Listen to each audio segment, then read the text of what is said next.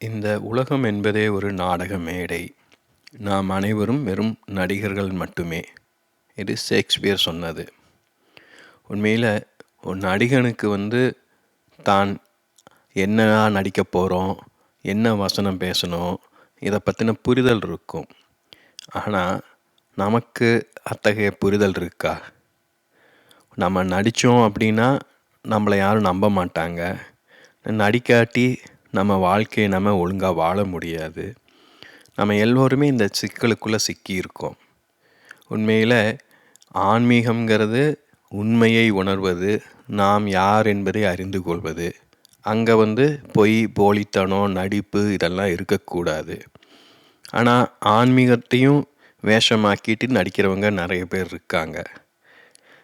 வாழ்க்கையே இப்படி ஒரு சிக்கலானது. நம்ம எப்படி வாழ்கிறது, யாரை நம்புறது, எப்படி மற்றவர்களை புரிந்து கொள்வது, இதெல்லாம் பெரும் குழப்பம். இதைத்தான் நான் பல விதங்களில் விளக்க முயல்கிறேன். ஆனால் அது அவ்வளோ எளிதாக இல்லை. என்னால் முடிந்தவரை எல்லாவற்றையும் இந்த காணொளியில் விளக்கிறேன். இதிலிருந்து உங்களுக்கு எது பிடிச்சிருக்கோ, உங்கள் உள்ளுணர்வுக்கு எது உகந்ததாக தோணுதோ அதன் அடிப்படையில் மற்ற காணொளிகளையும் என்னுடைய எழுத்துக்களையும் வாசிச்சிங்கன்னா உங்களுக்கு நல்ல புரிதல் கிடைக்கும். ஏன்னா எதுவாக இருந்தாலும் என்ன, அதாவது நம்ம நடிகனாக இருக்கலாம், ஒரு ஆன்மீக சாதகனாக இருக்கலாம், எப்படி இருந்தாலும் நாம் யாரோ அதுதான் நாம், இல்லையா? நம்ம இந்த உடலை வைத்து, நம்ம கிட்ட இருக்கிற முகத்தை வைத்து கொண்டு தான் நம்ம எல்லா இடத்துக்கும் போகணும், எல்லாரையும் சந்திக்கணும், நாம் வாழ்க்கையை வாழ்ந்தாகணும், வேறு வழியே கிடையாது.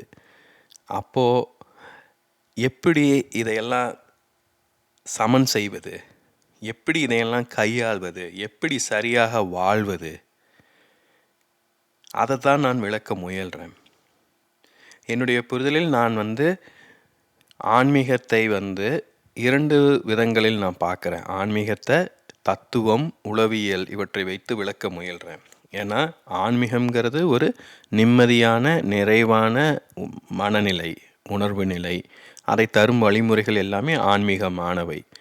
அந்த உணர்வை நம்ம எளிமையாக அடைய முடியும். ஒரு காஃபி சாப்பிட்றது போல் சில எளிய விஷயங்களில் கூட அடைய முடியும். ஆனால் அதை 24 மணி நேரம் நம்மளால் தக்க வைத்து கொள்ள முடியுமா அப்படின்னா அது கஷ்டம். அதுக்கு தத்துவம் வேணும். அதே சமயம் வாழ்க்கை சிக்கல் நிறைந்தது. ஒவ்வொரு நாளும் ஏகப்பட்ட பிரச்சனைகளை எதிர்கொள்கிறோம், ஏகப்பட்ட தலைவலி. இதையெல்லாம் ஹேண்டில் பண்ணணுன்னா, இதையெல்லாம் கையாளணும்னா உளவியல் குறித்த புரிதலும் வேணும். அதனால் நான் தத்துவத்தை அது ஆன்மீகத்தை தத்துவம், உளவியல் இந்த இரண்டையும் மையமாக வைத்து விளக்க முயல்கிறேன். நம்ம வாழ்க்கையில் எல்லோருக்குமே 2 கட்டங்கள் உண்டு. அது முதல் கட்டத்தில் நம்மளுக்குன்னு ஒரு அடையாளத்தை உருவாக்கி நம்ம ஒரு ஆளுமையாக சமூகத்தின் முன்னால் முன்னிறுத்தணும். அதன் அடிப்படையில் தான் நம்மளுக்கு ஒரு மதிப்பு, அந்தஸ்து போன்றவை உருவாகும். ஆனால் நம்ம எல்லாருமே நடிகர்கள் அப்படிங்கும்போது அந்த நாம் எப்படி நம்மளை வெளிப்படுத்திக்கிறோமோ அதில் கொஞ்சம் போலித்தனம் இருக்கும். ஸோ நமக்கு கிடைக்கிற அந்தஸ்து, மதிப்பு எல்லாத்துலேயுமே கொஞ்சம் பொய்களும் இருக்கும். அப்போது நம்ம நிறைவாக உணர முடியாது. அப்போ தான் நம்ம ஆன்மீகத்தை தேடி போவோம். இப்போ ஆன்மீகம் மூலமாக நம்ம ஒரு நிறைவான மனநிலையை அடைய முடியுமான்னு முயற்சிப்போம். இப்போ ஆன்மீகம்ங்கிறது எல்லா நடிப்பு, பொய்கள், போலித்தனங்களையெல்லாம் கடந்து செல்வது. அப்போது நம்ம இவ்வளோ காலமாக கஷ்டப்பட்டு உருவாக்குன ஆளுமையை நம்மளே விட்டுட்டு வெளியேறணும். அது எளிது கிடையாது. அது பலர் அதனால தான் பார்த்திங்கன்னா வேலையை விட்டுட்டு திடீர்னு துறவறம் மேற்கொள்வாங்க, காடு மலைக்கு போய் தியானம் செய்கிறது, இதெல்லாம் அதன் பொருட்டு தான். ஆனால் 40-45 வருஷம் ரொம்ப கஷ்டப்பட்டு ஒரு ஆளுமையை உருவாக்கி குடும்பம் கொட்டி எல்லாத்தையும் ரெடி பண்ணி நமக்குன்னு ஒரு அந்தஸ்தை உருவாக்குனதுக்கப்புறம் அதையெல்லாம் டக்குன்னு விட்டுட்டு போனதும் எளிது கிடையாது. அப்போது என்ன பண்ணுறது? இதை நம்ம தொடக்கத்திலிருந்தே இதையெல்லாம் புரிந்து கொண்டு நம்முடைய வாழ்க்கையை ஒழுங்காக வாழ்ந்தோம்னா இந்த பிரச்சனையே இருக்காது. அதைத்தான் நான் விளக்க முயல்கிறேன். இதை கொஞ்சம் கண்டினியூஸாக பார்க்கலாம். இப்போ உலகமே நாடக மேடைங்கும்போது ஒரு நடிகனுக்கு தான் என்னவா நடிக்கணுங்கிறது தெரிந்திருக்கும். ஆனால் எந்த புரிதலுமே இல்லாமல் தான் ஒரு குழந்தை பிறக்குது. நம்ம யாருமே வந்து ஒரு அப்பா இல்லாமல் அம்மா இல்லாமல் பிறக்கிறது கிடையாது.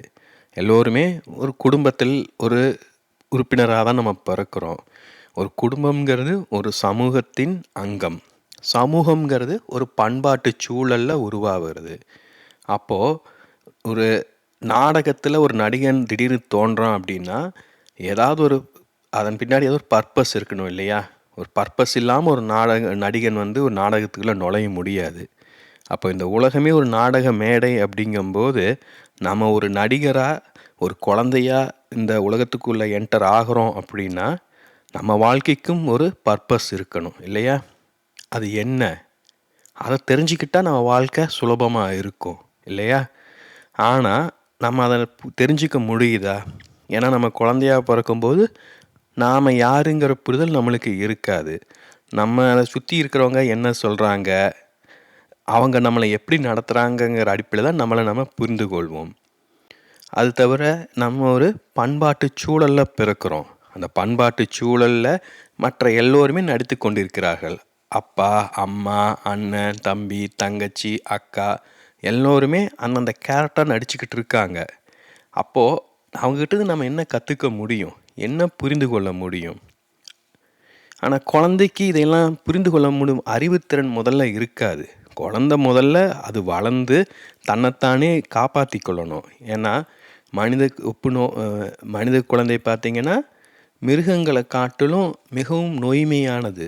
மிருகங்கள் வந்து குட்டி போட்டுச்சு அப்படின்னா சில மணி நேரங்களில் அந்த குட்டி ஓரளவு தன்னைத்தானே பாதுகாத்து கொள்ளும்.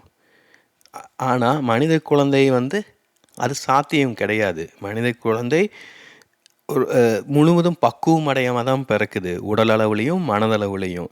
அதை மற்றவங்க கவனித்து அது டேக் கேர் பண்ணிக்கிட்டால் தான் அது ஒரு ஆளுமையாக வளரும், தன்னைத்தானே காப்பாற்றி கொள்ளும். அதுக்கு குறைந்தது 15-16 வருடங்களாவது மினிமம் ஆகும். அது வரைக்கும் அந்த குழந்தைக்கு மற்றவர்களுடைய கவனிப்பு, அரவணைப்பு போன்றவை தேவை. அதே சமயம் அந்த 15-16 வயசு வரைக்கும் குழந்தைனால சும்மா இருக்கவும் முடியாது. அது மற்றவங்கள பார்த்து அதன் அடிப்படையில் தன்னை பற்றி சில புரிதல்களை ஏற்படுத்தி கொள்ளும். தான் யார், தான் என்னவாகணும், எப்படி வாழணுங்கிற புரிதல் இருக்கும். அந்த புரிதல் வந்து நாம் உண்மையாக ஏன் பிறந்தோங்கிறதுக்கும் அதுக்கும் என்ன தொடர்பு இருக்கும்னு நம்மளால் சொல்ல முடியாது. ஒரு நடிகன் வந்து ஒரு நாடகத்தில் திடீர்னு என்ட்ராகிறான் அப்படின்னா அவன் இஷ்டத்துக்கு நடிக்க முடியாது இல்லையா? அவன் மற்றவங்க என்ன நடிக்கிறாங்களோ அதை பார்த்து அதுக்கேற்றா போல் தன்னுடைய பாத்திரத்தை தானாக மாற்றிக்கொள்ள வேண்டும். அந்த நிலைமையில தான் குழந்தைகள் பிறக்கிறார்கள். அப்போது நம்ம ஒரு 15-16 வயசில் நம்மளுக்குன்னு ஒரு சுய நினைவு, சுய அடையாளம், சுயமதிப்பு உருவாகிறதுக்குள்ளேயே நம்மளை யாரோ ஒருவராக மோல்டு பண்ணியிருப்பாங்க. நீ ஆண், நீ இப்படி தான் இருக்கணும், நீ பெண் இப்படி தான் இருக்கணும், நீ ஒரு இந்து, நீ ஒரு முஸ்லீம், நீ ஒரு கிறிஸ்தவன், ஸோ இந்த சாமியை தான் கும்பிடணும், இந்த ஸ்கூலுக்கு தான் போகணும், இவங்க கூட தான் பழகணும், இதையெல்லாம் பேசணும், இதையெல்லாம் செய்யக்கூடாது, இங்கெல்லாம் போகக்கூடாது இப்படின்னு கட்டுப்பாடுகளை உருவாக்கி நம்ம 15-16 வயது ஆகி வாழ்க்கை குறித்த கேள்விகள் எழுவதற்குள் நம்மளுக்குள்ள ஒரு ஆளுமை உருவாகிறது. அப்போது நம்ம அதை தான் வாழ வேண்டியதாக இருக்குது, வேறு வழி கிடையாது. ஸோ நம்மளுக்குள்ளே இருக்கிற போலித்தனம், பொய்களெல்லாம் இப்படி தான் நமக்குள்ளே உருவாகுது. அதை வந்து நம்ம மற்றவர்கள்ட்டேருந்து கற்றுக்குறோம், மற்றவர்களும் நம்ம மேலே திணிக்கிறாங்க. ஆனால் இதை நம்மளால் தவிர்க்கவும் முடியாது. ஏன்னா ஒரு குழந்தை வந்து ஒரு குடும்பத்துக்குள்ளே தான் பிறந்தாகணும். ஒரு குடும்பம்ங்கிறது ஒரு பண்பாட்டு சூழலில் தான் இருக்கும். ஸோ நம்மளை அறியாமலே நம்ம அந்த பண்பாட்டில் சொல்லப்படும் விஷயங்களை கிரகித்து கொள்வோம். அதன் அடிப்படையில் நம்முடைய ஆளுமையை நம்ம உருவாக்கி கொள்வோம். ஆனால் உண்மையிலேயே நம்ம யாருங்கிறது நமக்கு தான் தெரியும். உண்மை சொல்லப்போனால் நம்மளுக்கும் சரியாக தெரியாது. ஏன்னா நம்மளுக்குள்ள பல திறமைகள் இருக்கும், இல்லை அப்படி நினச்சிக்கிட்டு இருப்போம். நம்மளுக்கு ஒரு கிரிக்கெட் வீரனாக ஆகணும்னு ஆசை இருக்கலாம், ஒரு இசைக்கலைஞன் ஆகணும்னு ஆசையாக இருக்கலாம், ஓவியன் ஆகணும், இப்படி பலவிதமான ஆசைகள், விருப்பங்கள் இருக்கலாம். இதில் எது உண்மையிலேயே நாம் நம்மளுக்கும் சரியாக தெரியாது. ஏன்னா அதை நம்ம முயற்சி செஞ்சு பார்த்தா தான் நம்மளுக்கே தெரியும். நம்ம கிரிக்கெட் விளையாட போனால் தான் நம்மளுக்கு தெரியும் உண்மையிலே நம்மளால் கிரிக்கெட் விளையாட திறமை இருக்கா இல்லையான்ட்டு. நம்ம ஓவியம் வரைந்து பார்த்தா தான் தெரியும் நம்மளுக்கு ஓவிய திறமை இருக்கா இல்லையான்ட்டு. இப்படி பல்வேறு முயற்சிகளை நம்ம மேற்கொண்டு அதன் அடிப்படையில் தான் உண்மையிலே நம்ம யார், நம்மளை நம்ம எப்படி வெளிப்படுத்தி கொள்ள முடியும்னு ஒரு புரிதல் நம்மளுக்கு கிடைக்கும். ஆனால் அது வரைக்கும் வாழ்க்கை காத்துக்கிட்டு இருக்காது. நம்ம வாழ்க்கையை வாழ்ந்தாகணும். ஏற்கனவே சொன்ன மாதிரி நம்மளுக்குன்னு ஒரு 15-16 வயசுலேயே ஒரு அடிப்படையான ஒரு மனக்கட்டமைப்பு, விருப்பு வெறுப்புகள், ஒரு அடையாளம் இதெல்லாம் உருவாகி இருக்கும். அதன் அடிப்படையில் தான் நம்ம எப்படி இருந்தாலும் நம்மளை வெளிப்படுத்தி கொள்ள முடியும்.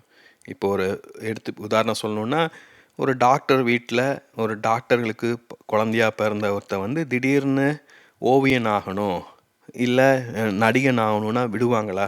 யோசிச்சு பாருங்க. அவங்க சொல்லுவாங்க, நம்ம குடும்பம் எப்படிப்பட்ட குடும்பம் தெரியுமா, அப்படி இப்படின்லாம் கதை சொல்லுவாங்க. அந்த குடும்பத்தோட பேரை கெடுக்கக்கூடாது, நீ ஒழுங்காக வாழணும், இப்படியெல்லாம் பலவிதமான விதிமுறைகள் நம்ம மேலே திணிக்கப்படும், பலவிதமான எதிர்பார்ப்புகள் நம்ம மேலே ஏற்றப்படும்.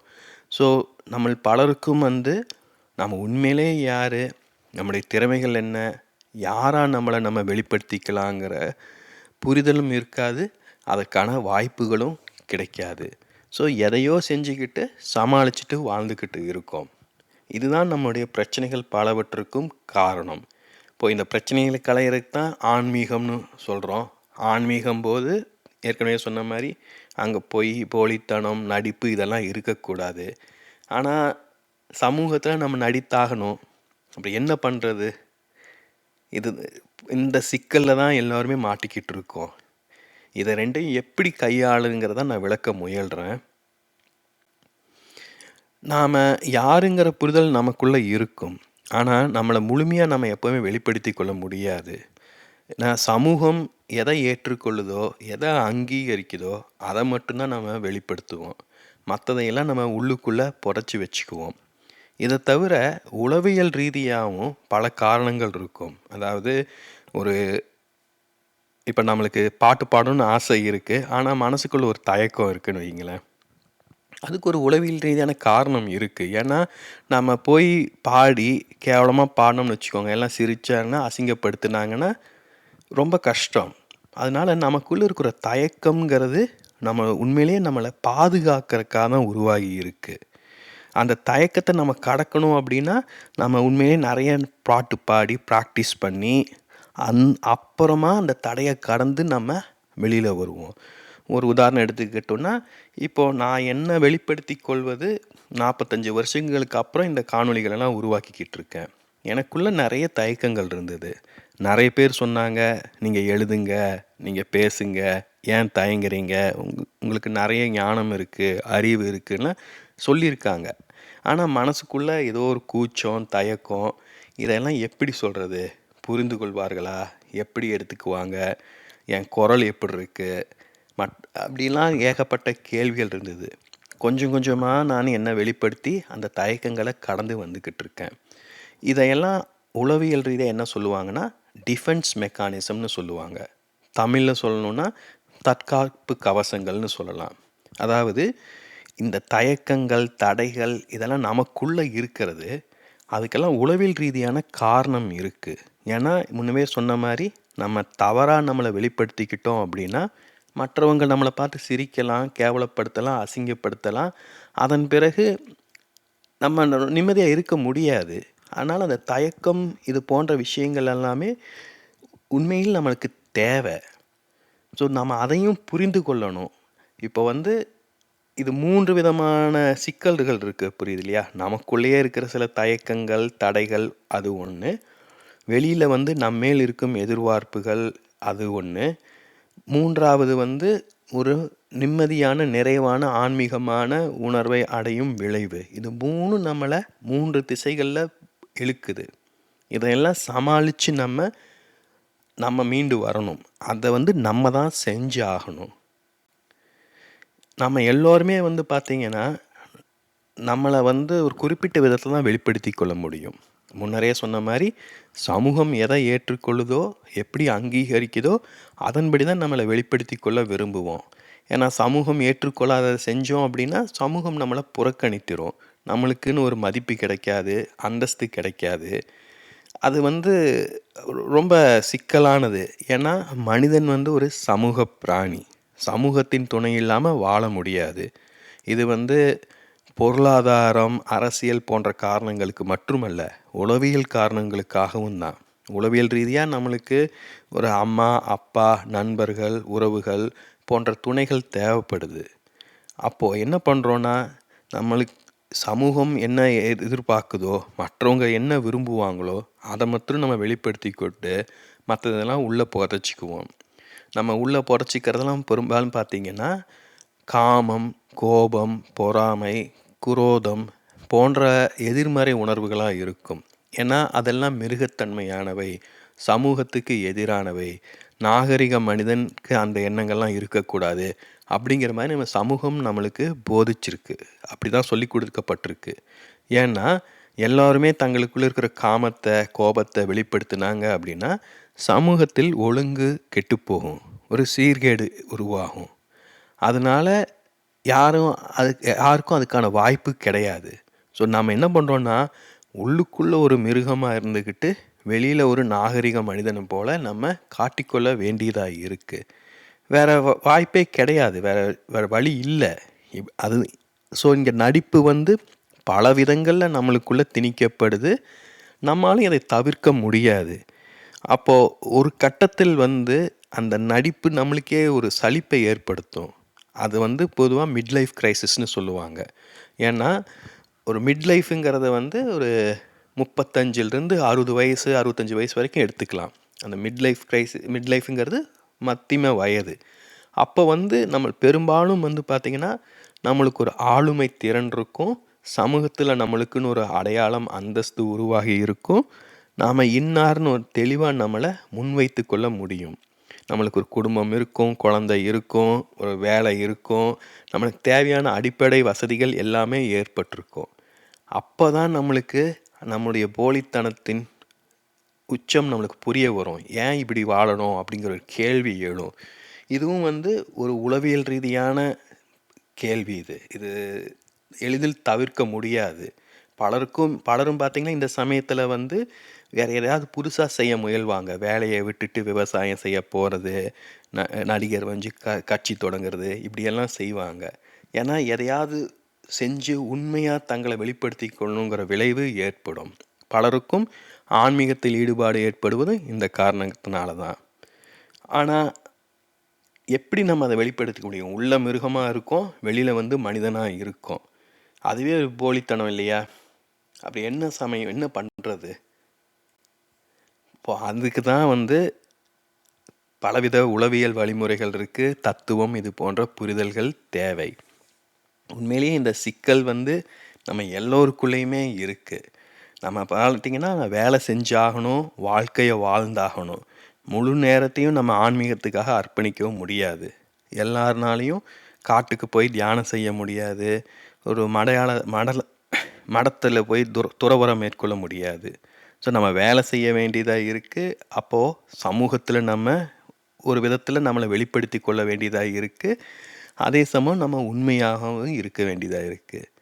இந்த சிக்கலை எப்படி எதிர்கொள்வது? உண்மையில் இதற்கு வந்து இப்போ பல விதமான வழிமுறைகள் உள்ளன. பழங்காலத்தில் வந்து ஆன்மீகம்னா சில குறிப்பிட்ட வழிமுறைகள் தான் இருந்தது. இப்போது அப்படி கிடையாது. உளவியல், நரம்பியல் போன்ற நவீன அறிவியல் துறைகளும் கூட நம்மளுக்கு ஆன்மீகமான புரிதலை ஏற்படுத்த உதவுது. ஏன்னா ஆன்மீகம்ங்கிறது ஒரு நிறைவான, நிம்மதியான, தெளிவான, குழப்பங்களற்ற மனநிலை, உணர்வு நிலைன்னு சொல்கிறோம் இல்லையா? அதை வந்து பல விதங்களில் நம்ம அடையலாம். நம்ம ஒரு குறிப்பிட்ட விதத்தை தான் ஆன்மீகம்னு நினச்சிட்டு இருக்கோம். ஏன்னா அது நம்ம பண்பாடு, நாம் பிறந்து வளர்ந்த சூழல் வந்து நம்மளுக்கு அப்படி தான் கற்றுக் கொடுத்துருக்கு. நம்மளுக்கு இந்துவாக பிறந்திருந்தோம்னா கோவிலுக்கு போகிறதும், அந்த கோவிலில் சொல்லப்படுற அந்த வழிமுறைகளை கடைப்பிடிப்பதும் தான் ஆன்மீகம்னு நம்மளுக்கு சொல்லித்தரப்பட்டிருக்கு. அதுபோலவே முஸ்லீமாக இருந்தால், கிறிஸ்துவராக இருந்தால் அதற்கான வழிமுறைகளை மட்டும்தான் நம்ம ஃபாலோ பண்ணுவோம். ஆனால் உண்மையில் நம்ம வந்து தனி மனிதர்கள். நம்ம வந்து இந்த உலகத்தில் இந்த நாடக மேடையில் ஒரு நடிகனாக நம்மளுக்கே தெரியாமல் பிறந்திருக்கோம். அதனால் நாமளும் நம்மளுக்கே தெரியாமல் ஒரு நடிகனாக வாழ்ந்துக்கிட்டு இருக்கோம். ஸோ சமூகம்ங்கிறது ஒரு நாடக மேடை. நம்ம சமூகம் சொல்கிறத கேட்டுக்கிட்டு இருந்தோம்னா நான் வேஷம் போட்டுக்கிட்டே தான் இருக்கணும். அப்போ ஆன்மீகம்ங்கிறது சமூகத்திலிருந்து கடந்து செல்வது, சமூகத்திலிருந்து வெளியேறுவது.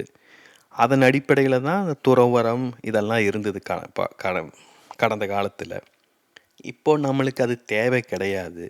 உண்மையிலேயே நம்ம தெளிவாக இருந்தோம் அப்படின்னா நம்மளுக்கு எந்த விதமான மதத்தையும் எதையும் ஃபாலோ பண்ணாமலே நம்ம ஆன்மீக ரீதியான உணர்வை அடைய முடியும். நாட்களே சொன்ன மாதிரி அதுக்கு உளவியல், நரம்பியல் போன்ற துறைகளும் நம்மளுக்கு பெரிதும் உதவும். அதைத்தான் நான் வெவ்வேறு விதங்களில் விளக்க முயல்கிறேன். சரி, இப்போ இது ரெண்டுக்கும் என்னதான் தொடர்பு? இது எப்படி தான் நம்ம பண்ண முடியும்? ஏன்னா சமூகத்துக்கு வேஷம் போட்டாகணும், ஆன்மீகத்துக்கு வேஷம் போடக்கூடாது. அதை எப்படி நம்ம பேலன்ஸ் பண்ணுறது? அதுக்கு ஒரே வழி நேர்மையாக இருக்கிறது, உண்மையாக இருக்கிறது. நம்ம நேர்மையாக உண்மையாக இதுதான் நான் அப்படின்னு நம்மளை முன் வச்சோம்னா நம்மளால் சமூகத்துலேயும் தொல்லை இல்லாமல் இருக்க முடியும், ஆன்மீகத்துலேயும் பிரச்சனை இல்லாமல் ஈடுபட முடியும். கொஞ்சம் யோசிச்சு பாருங்கள். எவ்வளோ பேர் ஆன்மீகத்தையே வேஷமாக போட்டு நடிக்கிறாங்க. நாம் பார்க்குற நம்மளுக்கு தெரிந்த ஆன்மீக ஞானிகள், குருக்கள் போன்றவர்கள் எத்தனை பேர் உண்மைன்னு நம்மளுக்கு தெரியும். அதே மாதிரி சமூகத்தில் நம்ம சந்திக்கிற எத்தனை மனிதர்கள் உண்மையானவர்கள்? அதையே இன்னொருத்தர் நம்மளை பார்த்து கேட்கலாம் இல்லையா? நாம் எவ்வளவு நேர்மையாக இருக்கோம், உண்மையாக இருக்கோம், அது நம்மளுக்கு தான் தெரியும். நாம் எவ்வளவு நேர்மையாக உண்மையாக இருக்கோமோ அந்த அளவுக்கு நம்ம மனதில் நிறைவும் நிம்மதியும் இருக்கும். நம்மளுக்கு இருக்கிற துக்கத்துக்கு காரணம் நம்மளுக்குள்ளே இருக்கிற போலித்தனம் தான். ஏன்னா இது வரைக்கும் பார்த்த மாதிரி நம்முடைய உண்மையான உணர்ச்சிகளை, எண்ணங்களை நம்ம எளிதில் வெளிப்படுத்த முடியாது. இப்போ உள்ளுக்குள்ளே போட்டு மறைச்சி வச்சுக்கிறோம். அப்புறம் அகங்காரங்கிற ஒரு மூடியை கொண்டு அதை அழுத்தி வச்சுக்கிறோம். அப்புறம் நம்ம ஒரு மாஸ்க்கு போட்டுக்கிட்டு பர்சோனான்னு அதை தான் சொல்கிறாங்க உளவியல் ரீதியாக. ஒரு ஆளுமையாக நம்மளை வெளிப்படுத்தி கொள்கிறோம் நம்ம அகங்காரத்தை கொண்டு. ஸோ அது ஒரு வேடம். அப்போது நம்மளுக்கு உள்ள என்னென்னலாம் புதைச்சி வச்சுருக்கோமோ, வெளியில் நம்மளை வெளிப்படுத்தி கொள்கிறோமோ, இது இரண்டுக்கும் இருக்கிற வித்தியாசம்தான் நம்மளுக்கு இருக்கிற துக்கத்துக்கு காரணம். அதுதான் மன அழுத்தத்தை ஏற்படுத்துது, அதுதான் குழப்பத்தை ஏற்படுத்துது, அதுதான் பலவித சிக்கல்களை கொண்டு வரும். நம்ம அறியாமலே நம்ம கோவப்படுவோம், வெடிப்போம், சம்மந்தமில்லாத இடத்துல யாரையாவது திட்டுவோம். இது எல்லாருக்குமே இப்போ நிகழ்ந்துக்கிட்டு இருக்குது. ஏன்னா இன்றைய உலகம் போலித்தனங்களின் உச்சமாக இருக்குது. அதுவும் இப்போ தொழில்நுட்பம், இணையம் இதெல்லாம் வந்ததுக்கப்புறம் அதை வச்சு எளிதாக நம்ம வேடம் போட முடியுது. சமூக வலைத்தளங்களில் யாரும் தங்களை வெளிப்படுத்திக்கிறது கிடையாது. ஒருத்தர் சந்தித்தோம் அப்படின்னா நேரில் சந்திக்கிற இருவர் நீண்ட நாட்களுக்கு வேடம் போட்டு கொண்டு இருக்க முடியாது. ஆனால் இணையம் மூலமாக ஒருவர் தன்னை எப்படி வேணாலும் வெளிப்படுத்திக்க முடியும், என்ன வேணாலும் வேஷம் போட முடியும். அதே சமயம் அந்த இணையம் மூலமாக நம்ம நிறைய கற்றுக்கிட்டு நம்மளை உண்மையாக புரிந்து கொண்டு நம்மளை வெளிப்படுத்தி கொள்ளவும் முடியும். ஸோ இதையெல்லாம் நம்ம எப்படி பயன்படுத்துகிறோம் அப்படிங்கிறது நம்மளுடைய தேர்வு. நம்முடைய வாழ்க்கை நம்ம தான் வாழ்ந்தாகணும். நம்ம ஒரு குறிப்பிட்ட சாதியில் பிறந்திருக்கலாம், குறிப்பிட்ட மதத்தை ஃபாலோ பண்ண வேண்டிய நிலையில் ஏற்பட்டிருக்கலாம். ஆனால் வேறு வழி கிடையாது. எந்த மனிதராக இருந்தாலும் அதை தவிர்க்க முடியாது. இந்தியாவில் பிறந்திருந்தாலும் சரி, அமெரிக்காவில் பிறந்திருந்தாலும் சரி, நம்ம ஒரு குடும்பத்துக்குள்ளே தான் பிறந்திருப்போம். நம்மளை அறியாமல் அந்த குடும்பத்தின் பழக்க வழக்கங்கள், நடை உடை பாவனைகளை நம்ம கடைபிடிக்க வேண்டியது இருந்திருக்கும். அப்போ அதையெல்லாம் நம்ம அனலைஸ் பண்ணணும். இது உண்மையா? இது நான் தான்? இது எனக்கு பிடித்ததா? இது நான் செய்ய வேண்டிய செயலா? நான் இதை ஏன் செய்கிறேன்? நான் இதை ஏன் யோசிக்கிறேன்? இந்த மாதிரியான புரிதல்கள் இருந்தால் தான் நம்முடைய பொய்களிலிருந்து நம்ம விடுபட முடியும். நம்ம பொய்களிலிருந்து நம்ம எவ்வளவுக்கு எவ்வளவு நம்ம வெளியேறுறோமோ அவ்வளவுக்கு எவ்வளவு நிம்மதியையும் நிறைவையும் உணர்வோம். அதற்கான வழிமுறை தான் அதை தருவது தான் ஆன்மீகம். கடவுள்கிட்ட யாரும் போய் போலியாக இருக்கிறது கிடையாது இல்லையா? நம்ம கடவுளை ஏன் தேடி போகிறோம்? ஏன்னா மனிதன்கிட்ட நம்மளால் உண்மையாக இருக்க முடியாது. ஏன்னா எல்லா மனிதர்களுமே வேடதாரிகள் நம்மளுக்கு தெரியுது. கடவுள் ஒரு கல், ஆனாலும் நம்ம அவர் ஒரு மனிதராக ஒரு உருவமாக நம்ம கற்பனை செய்கிறோம். அதுக்கிட்ட மனசில் இருக்கிறதெல்லாம் கொட்டி நம்ம மன திருப்தி அடைஞ்சிக்கிறோம். அதையே நம்ம அந்த உண்மையான நிலையை நம்ம தினமும் நம்மளை வெளிப்படுத்திக்கிட்டோம்னா, நம்ம உண்மையாக நேர்மையாக நம்மளை வெளிப்படுத்திக்கிட்டோம்னா, அதை மற்றவங்களை ஏற்றுக்கிறாங்களா இல்லையாங்கிறது ரெண்டாவது பட்சம். முதல்ல நமக்கு நாம் உண்மையாக இருக்கணும். அதுதான் ஃபஸ்ட்டு.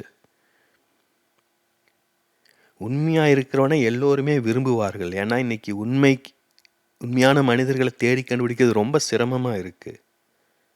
எல்லாருமே ஏதோ ஒரு வேஷம் போட்டுக்கிட்டு மற்றவங்களை கவர்வதற்காக நாடகம் ஆடிக்கிட்டு இருக்கோம்.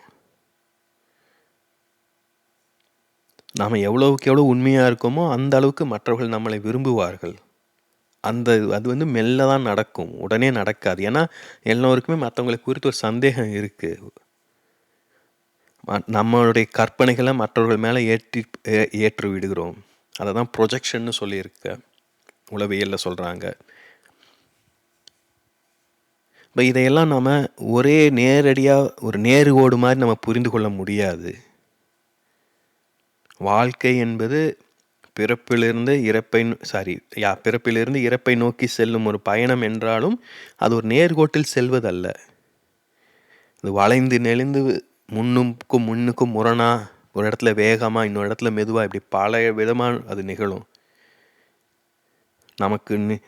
நாம் சந்திக்கும் மனிதர்கள், நாம் எதிர்கொள்ளும் நிகழ்வுகள் எல்லாமே நமக்கு எதையோ கற்றுக் கொடுக்கறதுக்காக தான் உருவாகுது. எதுவுமே ஆக்சிடெண்ட் கிடையாது. இதையெல்லாம் நம்ம எவ்வளோக்கு எவ்வளோ புரிந்து கொள்கிறோமோ, எவ்வளவுக்கு எவ்வளோ நம்ம வாழ்க்கையில் செயல்படுத்துகிறோமோ அவ்வளவுக்கு எவ்வளோ நம்ம நிம்மதியையும் நிறைவையும் உணர்வோம். மேல் ஆன்மீகம்ங்கிறதுக்கும் மதத்துக்கும் எந்த சம்மந்தமும் கிடையாது. ஆன்மீகம்ங்கிறது தனி மனிதன் உணரும் நிறைவான மனநிலை.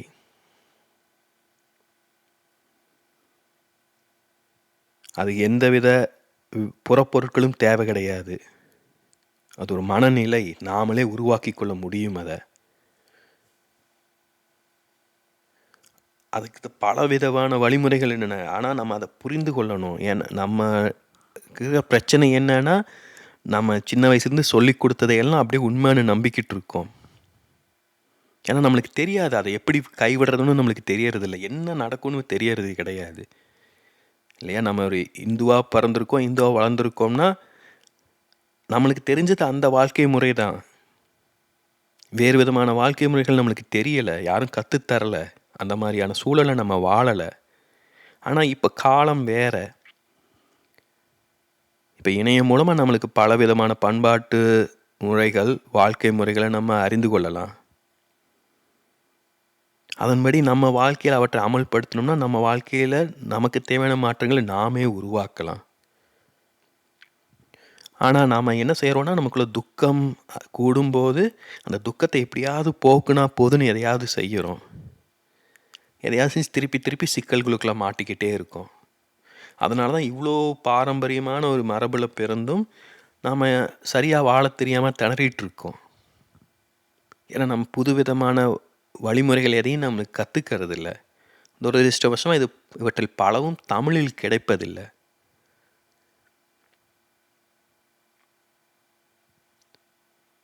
நான் அதனால தான் ரொம்ப சிரமப்பட்டு என்னால் முயன்றளவு இதையெல்லாம் சொல்லித்தர முயல்கிறேன். ஏன்னா இதையெல்லாம் நான் வெறும் அறிவை கொண்டு இதையெல்லாம் சொல்லலை. நான் இதெல்லாமே என் அனுபவபூர்வமாக நான் உணர்ந்திருக்கேன். நானும் பெரும் உளவியல் சிக்கல்களுக்குள்ளே சிக்கி உளவியல் நிபுணர்களின் துணையோடு தான் வெளியில் மீண்டு வந்திருக்கேன்.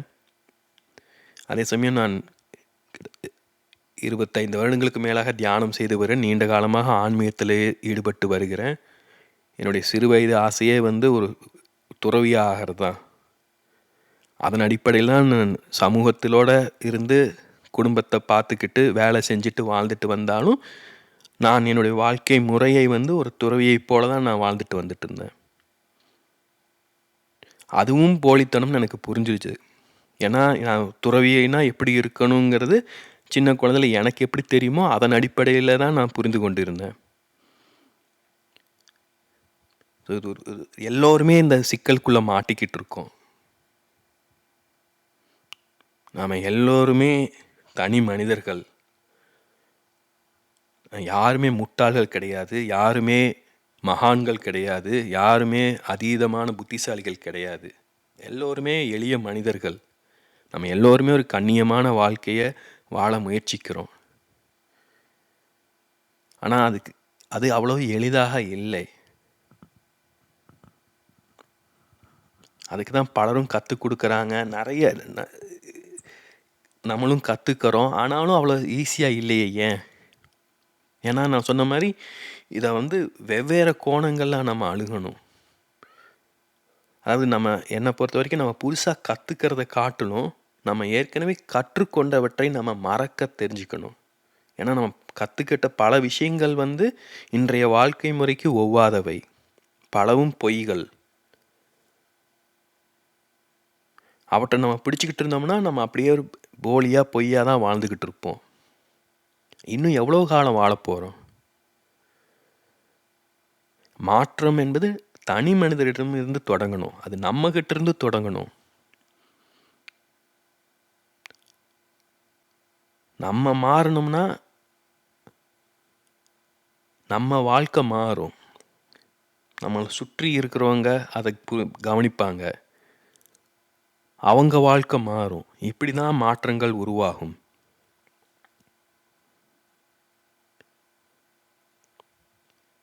இதை சமூகமாக செய்ய முடியாது, கூட்டமாக செய்ய முடியாது, தனி மனிதர்களாக தான் செய்யணும். ஒரு விதத்தில் இந்த தொழில்நுட்பம், இணையம் இதெல்லாம் அதுக்கு நம்மளுக்கு உதவியாக இருக்குது. இதையெல்லாம் நான் யாரிடம் நான் சொல்ல முடியும்? என் வீட்டில் இருக்கிறவங்ககிட்ட சொன்னால் கூட கேட்க மாட்டாங்க யாரும். அதனால தான் பொதுவில் பேச வேண்டியதாக இருக்குது. அதே சமயம் எனக்கு தெரியும் இது கண்டிப்பாக சில பேருக்கு கிளிக் ஆகும். நான் உள்ளுணர்வை பற்றிலாம் எழுதியிருக்கேன், பேசியிருக்கேன். அதுதான் சொல்கிறேன், உங்களுக்கு இது வரைக்கும் நீங்கள் கேட்டதில், நான் சொன்னதில் ஏதாவது ரெலவெண்ட், ஆமாம் சொல்கிறது சரிதான் அப்படின்னு தோணுச்சுன்னா அது உண்மை. அது உங்களுக்குள்ளே இருக்கிற உண்மையும் என்னோட இருக்கிற உண்மையும் சந்திக்கும் இடம். நம்ம இருவருமே 100% ஒற்றுமையாக நேர்மையாக இருக்க முடியாது. ஏன்னா நீங்கள் ஒரு தனி மனிதர், நான் ஒரு தனி மனிதர். உங்களுடைய அறிவு அனுபவம் வேறு, என்னுடைய அறிவு அனுபவம் வேறு, நம்முடைய வாழ்க்கை முறைகள் வேறு. நம்ம ஒரு 5% ஒத்துப்போகலாம், இன்னொருத்தர் 25% ஒத்துப்போகலாம், இன்னொரு 75% ஒத்துப்போகலாம். அந்த ஒத்துப்போகிறது எதனாலன்னு நம்ம கவனிக்கணும். நம்ம எல்லோருக்குள்ளேயும் உண்மை இருக்குது. நம்ம எல்லோரும் உண்மையை தேடிட்டுருக்கோம், எல்லோரும் நிம்மதியை தேடிட்டுருக்கோம். அதை பிடிச்சிட்டு அதில் இருந்து வேறு என்னெல்லாம் என்கிட்டேருந்து கற்றுக்க முடியும்னு கற்றுக்கிட்டு ஒத்து வராத அதுக்கு வேறு வழியை பார்க்கலாம். அப்படி தான் வாழ முடியும். ஒரு கணவன் மனைவி எடுத்துக்கிட்டாலும் அப்படி தான், ஒரு அம்மாவும் குழந்தையும்னாலும் அப்படி தான். ஒரு குழந்தை பிறக்கிற வரைக்கும் அம்மாவுக்கும் குழந்தைக்கும் எந்த வித்தியாசமும் கிடையாது. ஒரு குழந்தை பிறந்துருச்சு, அம்மாவின் உடலை விட்டு வெளியில் வந்துருச்சுன்னா அது ஒரு தனி உயிர். அது அதோட வாழ்க்கையை வாழ்ந்தாகணும். அதுக்குன்னு தனியான விருப்பு வெறுப்புகள் இருக்கும். அதன் அடிப்படையில் தான் அந்த குழந்தை உயிர் வாழ விரும்பும். அந்த அம்மா தன்னோட விருப்பப்படி அந்த குழந்தையை கட்டுப்படுத்தினா 2 பேர் வாழ்க்கையும் வீணாக போகும். வாழ்க்கை துக்கமயமானது, வாழ்வது சிரமமானது. ஆனால் வாழ்ந்து தானே ஆகணும். துக்கத்தை எதிர்கொள்ளாமல் நம்ம வளர முடியாது.